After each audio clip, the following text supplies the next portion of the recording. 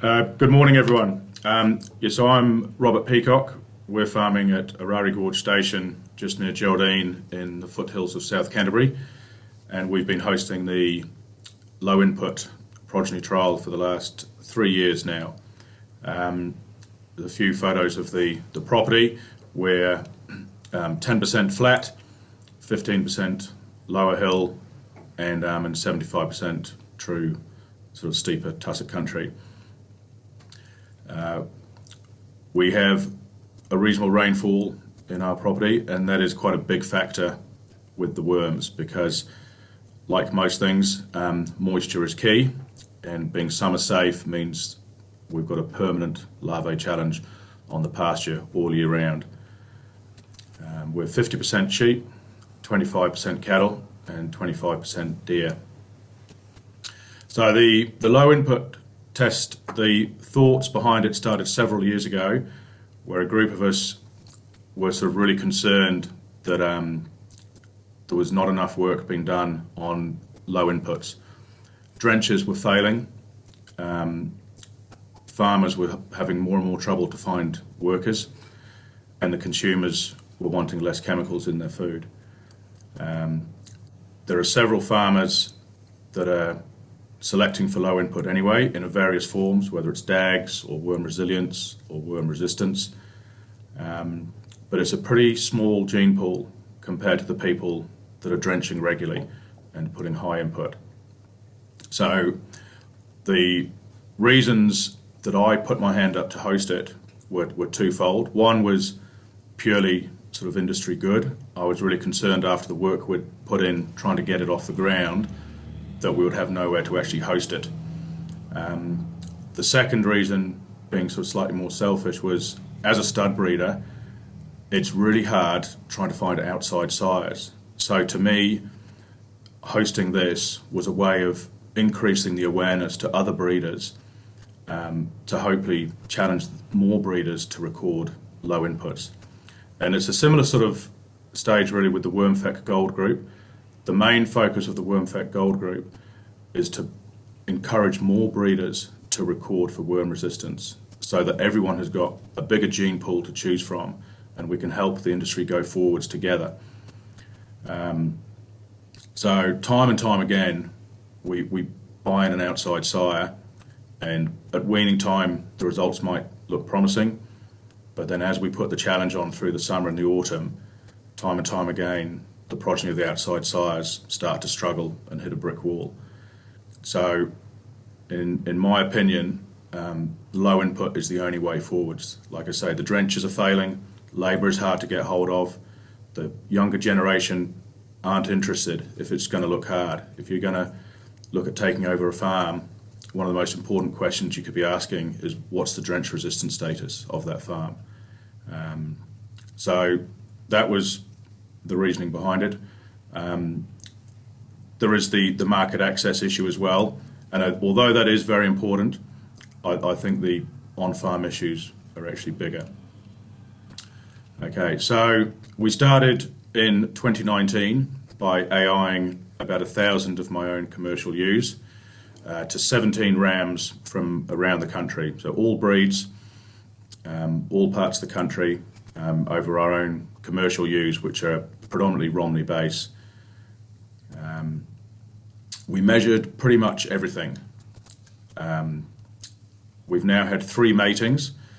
So the last mating was this year, done in April, and we just scanned last week with some excellent results to the AI. We had the first cohort of the 2019 daughters were mated as two-tooths to AI, and we had an 83% hold rate to the AI, which is exceptional.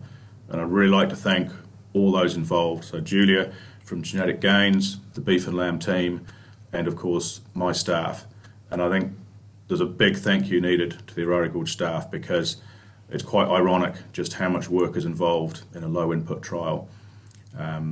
It is something that is continually discussed at farm meetings, and I really take my hat off to those guys on the farm that are continually having to do extra work to measure these traits. As you can see from the list of breeders, there's been a wide selection of breeders, and the really great thing this year was the number of rams nominated. We probably had twice the number of studs offering rams than we did last year. And that really proves that this is starting to gain traction. The industry is really starting to take notice of how serious this issue is and of what can be done. Okay, so the management and results. So as I say, we measure pretty much everything. The ewes, lamb, totally unassisted. The twins on the foreground on the rolling hill, the singles in the background, sort of on the steeper hill. The first job is obviously tailing, and we measure the tails. So with the boys, we actually left the tails on. The girls, we tailed at a normal length. We measured the tails, we measured the leg length of the animal.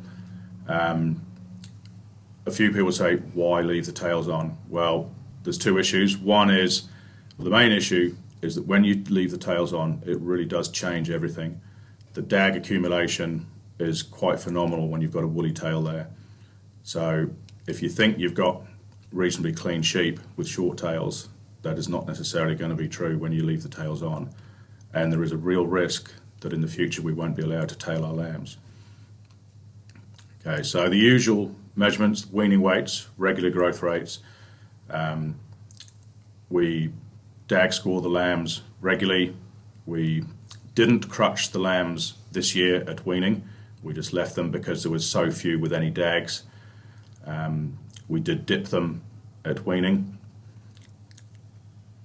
Okay, so we've got some results here. So you can go back through these, and there will be a public list of results presented. So I'm not going to dwell too much on the actual individual figures. But we did have a control mob, just to explain what that is. We had some lambs that were by the follow-up ram or didn't match the DNA to a particular sire. So they were left in the trial, and they were treated the same and left in the same grazing mob as their same-sex cohorts. But they were drenched pretty much every month. We would weigh everything, and we would drench just that control mob. And we could then monitor the growth rates of the drenched control mob relative to the undrenched progeny test progeny, grazing in the same paddock at the same time. So these are the results from the first cohort. As you can see, despite the no drench for 5 months, we took them all the way through from a weaning drench in December, all the way through for a kill date of about the 19th of May. So that's 5 months without a drench and then killed.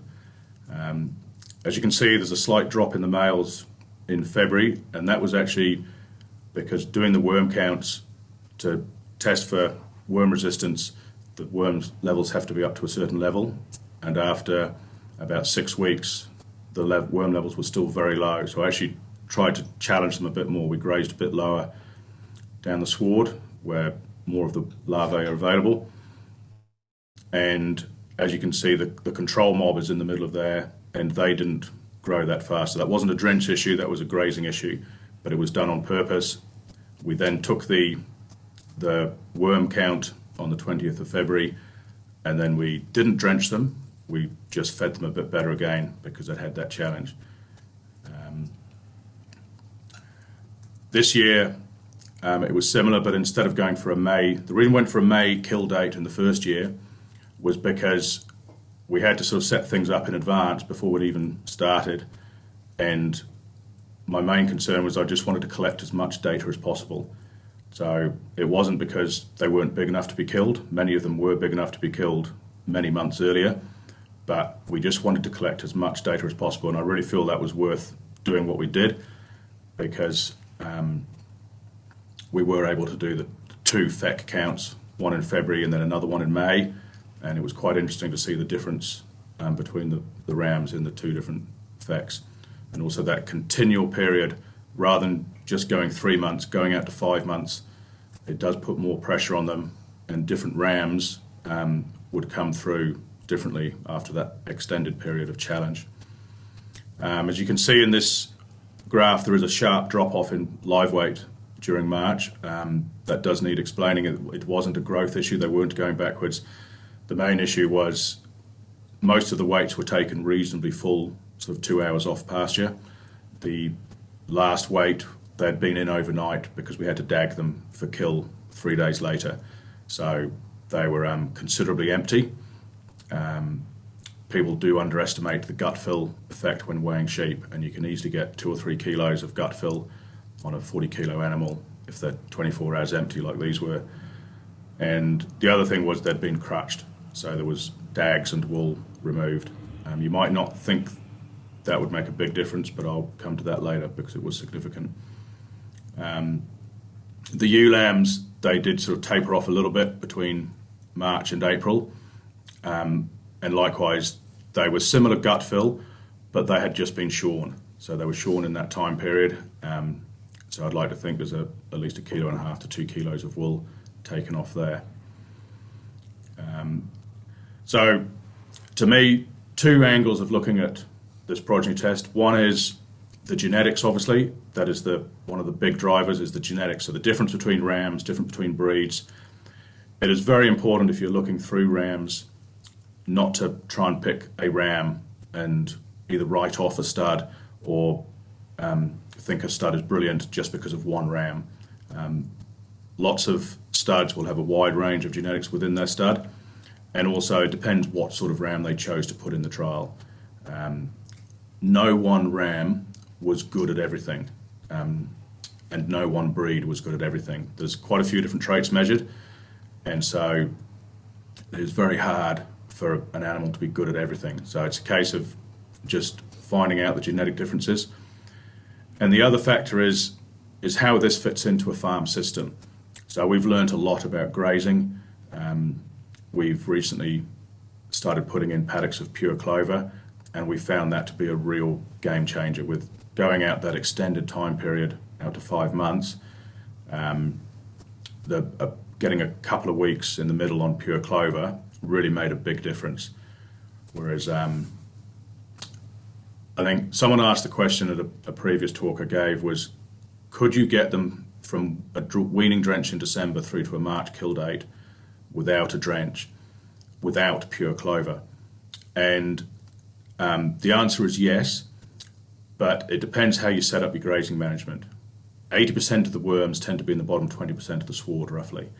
So if you're grazing as well as you can, so the lambs are just taking the pick, and then you're following it up with another stock class like ewes or cattle, then it's actually possible to get worms quite a long period without actually having too much of a challenge. During that time period, their immunity is naturally building up, and you can get them for quite an extended period, 10, 12 weeks. If you're careful, it is not too hard to imagine. Under this trial, because we were wanting to challenge them, as like I say, in the first year in February, we actually grazed lower down the sward. So once we'd done that, we then did put them on the clover. But if our plan had been from day one to get them from weaning drench in December all the way through to May without a drench, I would have grazed them quite a bit differently, because the easiest way for them to not need a drench is not to challenge them so they don't ingest too many larvae. So we've learned a lot about grazing management. We've learned a lot about the benefits of the clover, and also the big differences between the genetics. Okay, so one of the main findings I found when you're managing these lambs on farm and you're looking at them pretty much every day you drive past is the dags. So we do dag score them regularly. The 2 graphs here, one of the females and one of the males, so the dag scored on a 0 to 5 scale, 0 being clean, 5 being dags right down the legs. When I'm looking at a mob, I tend to use a sliding scale. So if the mob is really quite clean, you do tend to have to be a bit harder on them. So with these boys and girls, because the girls were quite clean, mainly because they had a shorter tail, because they had the same grazing management, the same worm levels, the difference was the tail length. And although it looks like the boys were dirtier than the girls, the difference was actually worse than that because I used a different scale. The girl that would have been, or boy that would have been a 4 on this would have been a 5 if it had been measured on the girl scale, because otherwise all the girls would have been 0s and 1s and all the boys had been 3, 4s, 5s if I'd used the same scale on both, and then that prevents you from having a genetic difference. When you're scoring things like this, because it's subjective, the thing you're really trying to find is the variation between the animals. So as you can see, the dags were pretty serious. This photo was taken in February, so it was only halfway between the weaning drench and their slaughter date, and already there's some pretty serious dags. But the big thing to remember is there are plenty of animals that were a dag score 0. So here you can see there was over 10% were a 0, and a 0 was really clean. They would have been good enough to go to the works without a touch, and that is pretty impressive given how many 4s and 5s there were. And so that is purely a genetic difference, and I think that's one of the biggest factors, learning factors I've had in this experience, is the dags. We were dagging when we talked about the growth curve earlier, and we mentioned the weight loss being partly gut fill and partly dags. To put that into perspective, some of these dag score 5 boys, we actually weighed the dags because I was quite curious. We had over 4 kilos of dags off a 40 kilo animal, and that was phenomenal. And you need to put that into context of how you run your farm, because we needed shearers to get in. We couldn't dag them ourselves as shepherds. We had to get the shearers in to dag them just for the works. They took one look at them, and we'd spent 2 weeks priming the shearers to warn them how bad they were, and they said, yep, no, that's fine, but we might have to charge you a bit more. So they had to charge us a full shearing fee just to crutch our lambs for the works, and they hadn't even taken the wool off. So that is a straight out cost, and that is something that farmers cannot really absorb, I don't feel. It's bad enough getting shepherds to drench lambs, but to get them to crutch lambs that are that bad is just, it's unrealistic, really. And I think that's the dags and leaving the tails on are probably going to kill the industry quicker than drench resistance. Although drench resistance is a serious issue, there are ways you can get around some of the grazing management and you can use the genetics, but the dags is serious. But when you look at the graph, you've got to concentrate on the good as well as the bad. You've got your 0s and your 1s, and that's purely genetic. So if you select for it, you can achieve it. So I think if the industry is realistically thinking of banning tail length in a world of failing drenches, banning tailing in a world of failing drenches, the industry would either be broken overnight or it would need a serious lead-in time, 5 to 10 years, for the breeders to develop the genetics to deal with it. It is possible for the genetics to do it, but it takes time. But it is cumulative, like all genetic traits, and I think it's something the whole industry really needs to focus on. Scoring dags for a stud breeder is free. It is one of the easiest things to measure. We all weigh our lambs at least once or twice.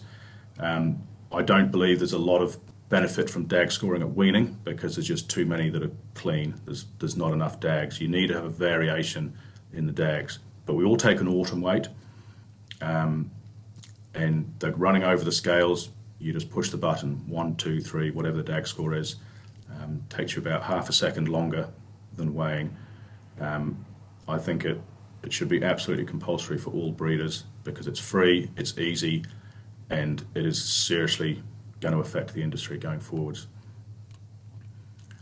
Okay, like I say, we did measure pretty much everything we could think of. So last year, the 2019 born females, 15 females from each sire went down to Invermay, where they had residual feed intake measured. So they had to learn how to put their heads in the bins. The lucerne pellets were on the scales, so it measured how much every animal ate. They all had their EIDs, obviously, so it could measure exactly how much each animal was weighing, and they were weighed, I think, twice a week for a 6-week period while they were on that trial.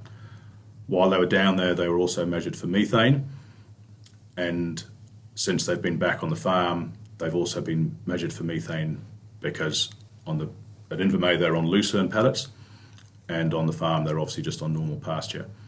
So 2 interesting factors was the big difference between the sire groups. There was really big differences between the low input emitters and the high methane emitters. And the other thing was the difference in methane between the lucerne diet and the pasture diet. Lucerne obviously being higher protein, it had a much higher methane emission than off pasture. But the rankings between the sires was the same. So that's the important thing. The feed may affect the level, but it doesn't affect the genetic rankings between the animals.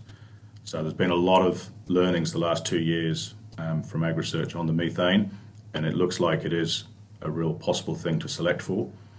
And as far as they've found so far, there are no bad side effects. It's not all the poor performers are good at low methane emissions.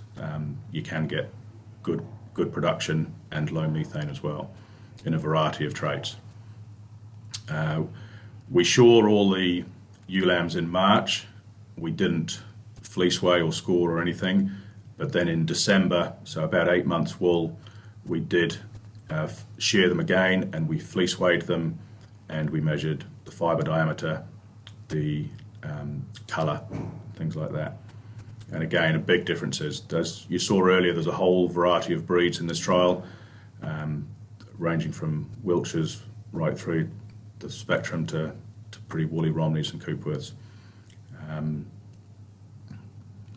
Okay, so going forwards with this trial, I've been passionate about this low input for probably 30 years, and hosting this trial has only invigorated my passion even more. When you drive around and you're measuring these lambs and you're looking at them regularly, the difference in the genetics is phenomenal, and I think it's crucial that more breeders select for more of these low input health traits. It is the only way the industry is going to go forwards in the long term in a world of failing drenches, staff shortages, and consumers wanting less chemicals, and also animal health issues with leaving tails on potentially in the future. There are options of going shedding sheep, but there are also options of having good wool sheep that can still be good for dags if you select for the right traits. The funding for this particular trial is coming to an end after this year, so we have 3 cohorts born and 3 cohorts measured, but only the first cohort will actually have lambs. So I think it's really important that this trial continues, because this is not a terminal sire trial, it's a maternal trial, and we really need to gain as much information as we can from the daughters going forwards, the maternal traits.